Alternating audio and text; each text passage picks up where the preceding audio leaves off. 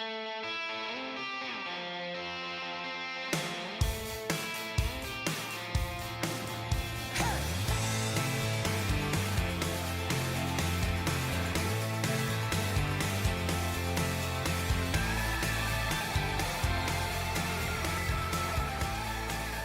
Steve Wiggins, and this is the Groundworks Ministries podcast. Today we're reading from the book of 2 Chronicles, chapter 23. Let's focus on verses 16 through 21. Then Jehoiada made a covenant between himself and the people and the king that they should be the Lord's people. And all the people went to the temple of Baal and tore it down. They broke in pieces its altars and images and killed Mattan, the priest of Baal, before the altars. And also Jehoiada appointed the oversight of the house of the Lord to the hand of the priests, the Levites, whom David had assigned in the house of the Lord, to offer burnt offerings to the Lord, as it is written in the law of Moses, with rejoicing and with singing, as it is established by David. And he set the gatekeepers at the gates of the house of the Lord, so that no one who was in any way unclean should enter. And then he took the captains of the hundreds, the nobles, the governors of the people, and all the people of the land, and he brought the king down from the house of the Lord.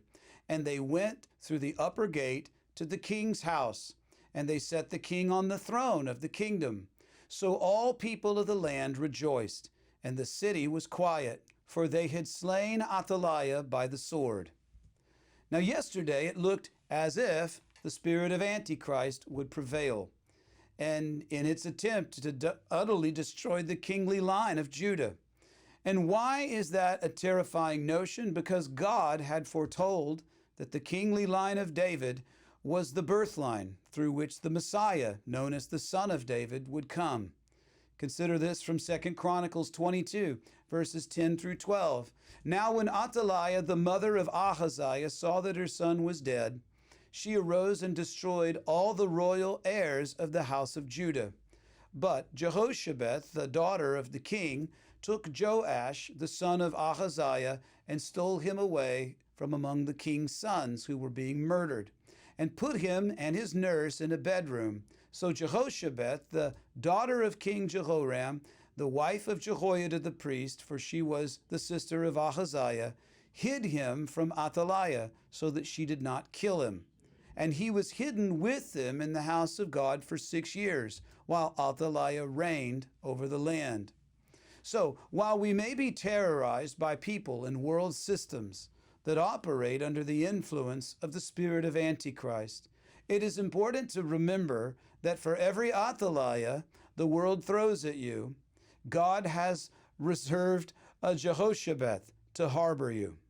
You see, there is no panic in heaven, there is only planning. 1 John chapter 4, verse 4, "You are of God, little children, and have overcome them, because he who is in you is greater than he who is in the world." Today's narrative reminds us of a similar plot to kill God's anointed, a time when God proved that his deliverance can reach even beyond the grave to rescue his people. Luke chapter 24, verses 5 and 6.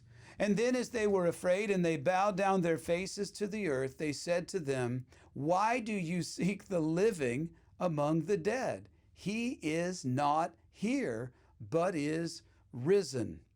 Try as it may, spirit of Antichrist, evil as it can be, still must be subject to the holiness of God.